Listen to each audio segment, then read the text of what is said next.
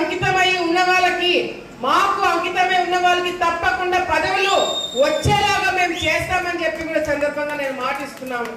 ఉదాహరణ శ్రీకాంత్ అన్ననే. శ్రీకాంత్ అన్న పార్టీకి కానీ కుటుంబానికి కానీ చాలా వరకు ఫస్ట్ నుంచి అండగా ఉన్నాడు.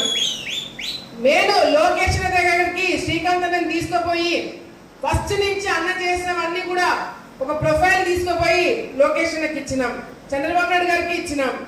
కానీ అదే మండలం నుంచి ముక్కు ముఖం తెలియని వాడు ఎవడైనా వెళ్ళి పదవి కావాలని చెప్పి మాకు తెలియకుండా తీసుకుంటే మాత్రము ఆలగడ్డ నియోజకవర్గంలో అడుగు కూడా పెట్టనీయమని చెప్పి సందర్భంగా తెలియజేసుకుంటున్నాం.